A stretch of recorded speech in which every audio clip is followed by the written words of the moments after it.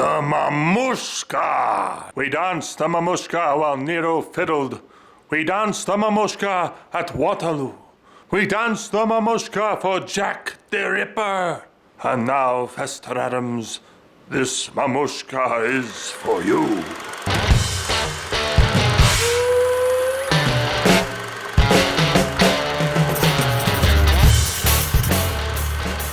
Howdy, welcome to Hang the Critic with Josh Ball. I'm Josh Ball, and this is Hang the Critic. Now, this episode is the first of a new list. I did lists on Facebook, but I've never done them before on YouTube, so let's see how they go. This is a list of underrated directors. Directors who either don't get the recognition that they deserve, or who had a row of hits but then one stinker. Everyone just remembers them for the stinker. And I'm going to explain, in some regards, why those stinkers may not be as stinky as you remember them to be. Now, this list is dedicated to the memory of Joel Schumacher, who in my opinion is like the poster boy for underrated directors.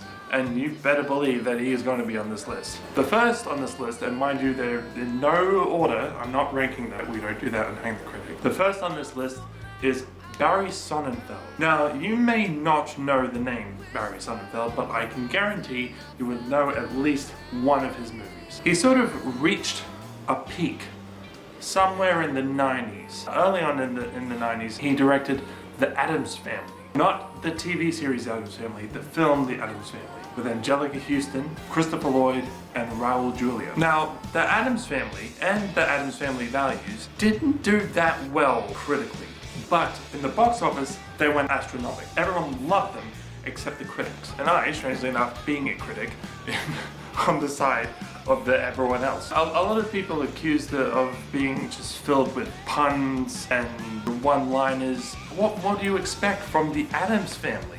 That's what makes the Addams Family so great. Just macabre jokes all the way through. It's great. You love him, but you resent him. Love, hate, hate, love. Like for mama, no? But I didn't hate my mother. It was an accident. But what I love most about it, it's got this fever pitch energy to it. For example, it wasn't enough for them to talk about the accounts. No, they have to talk about the accounts while having a sword fight. That's amazing. If you could get around a difficult exposition scene by doing that and get away with it, wouldn't you? I love those movies. Christopher Lloyd will always be Fester for me. My name's Fester. It means to rot. From the box office success of Addams Family came obviously Addams Family Values, but then also came Men in Black. Men in Black, now it's a part of filmmaking lore, really. Rightfully so, in my opinion. It took this pre-existing concept, but just exploded it in a whole new area of imaginative thinking. Totally unique in sci-fi films and in sci-fi comedies. That's the thing about Barry Sonnenfeld. He's very good at blending genres. I think he's very good at it. Others may not agree. Tommy Lee Jones and Will Smith made a brilliant pairing. They had great chemistry together of the sort of odd couple. Men in Black 2 and Men in Black 3 were good in their own way, but I think there was something that they couldn't quite capture from the first film, and I think it was that creepiness. There was a weird, disturbing intensity to the first film. You know what I mean? The villain, Vincent D'Onofrio, as Edgar Bug, he was an alien, a huge cockroach in the rotting skin of a human being.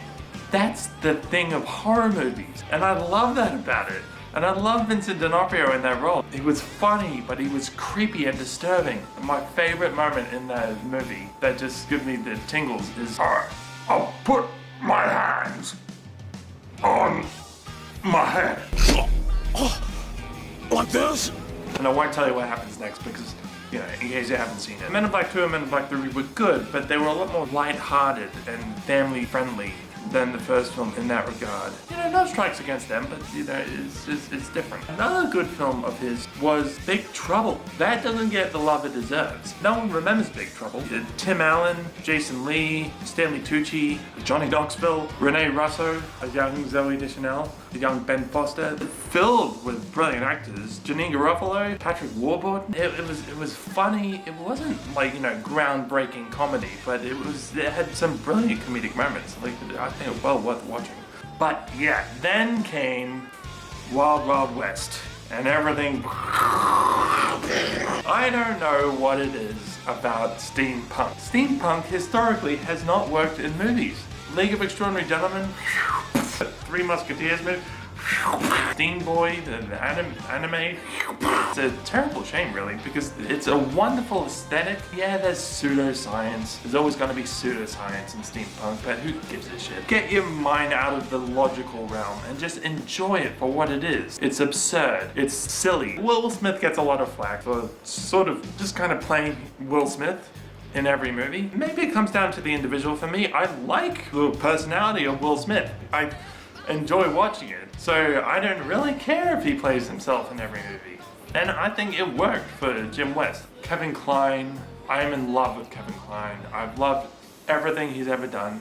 He hasn't given a bad performance, in my opinion. He's just nailed it every time. I'm the master of the mechanical stuff, and I have to help you. You, the master of the stupid stuff. And Kenneth Branagh, people give shit to Kevin Branagh about his performances. Alice Loveless. I love him in that role. If there's one thing that Branagh does brilliantly, it is hammy, over-the-top characters. Just look at Gilbert Lockhart, and he chews up the scenery in Wild Wild West. And what did people have against the giant spider?